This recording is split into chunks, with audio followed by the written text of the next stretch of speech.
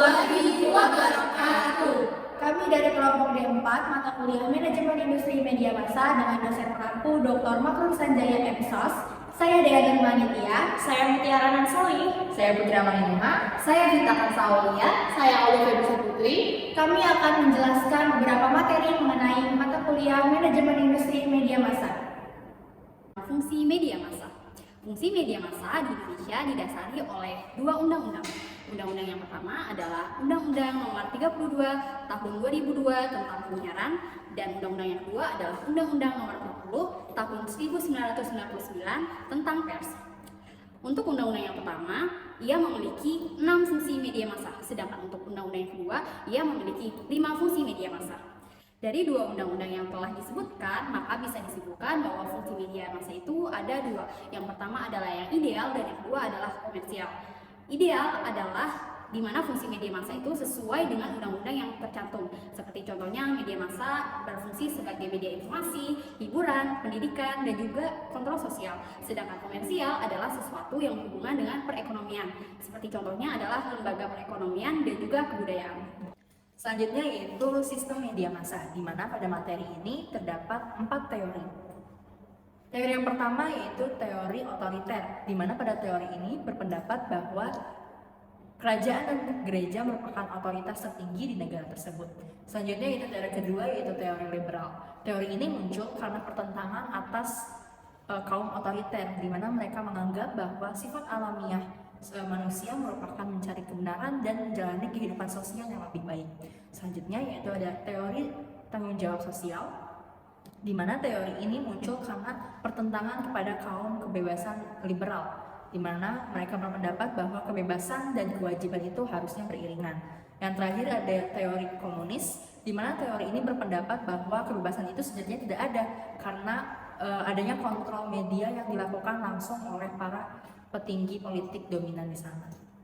Manajemen strategi pemrograman. Dalam materi ini ada 3 judul besar yang akan dibahas. Yang pertama ada produksi. Nah, di produksi ini bagaimana sebuah acara atau konten acara dibuat, bisa dari in-house production, di mana ada genre religi, news, kids, dan lainnya. Lalu ada akuisisi atau beli dari pihak lain atau pihak ketiga. Lalu yang ketiga ada network atau jaringan. Bisa jadi stasiun TV-nya khusus untuk berita atau khusus untuk entertain. Lalu yang kedua ada scheduling. Nah, di mana di sini ada harinya, bisa weekend atau weekdays. Lalu ada zona penayangan dari konten atau acara tersebut, bisa dari prime time atau non prime time. Lalu ada promonya. Promonya bisa off air dan on air. Dan yang terakhir ada riset. Nah, riset ini dilihat dari pasca penayangan, melihat kepopuleran sebuah tren yang ada di masyarakat.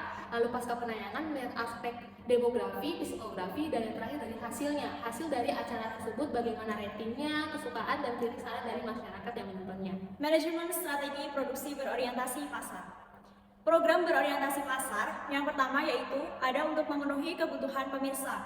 Ada 3 pilihan dalam produksi program. Yang pertama yaitu bagus. Produksi program dapat dilakukan dengan bagus dan juga cepat, tetapi tidak murah. Yang kedua ada murah, di mana produksi program dilakukan dengan bagus dan murah, tetapi tidak cepat.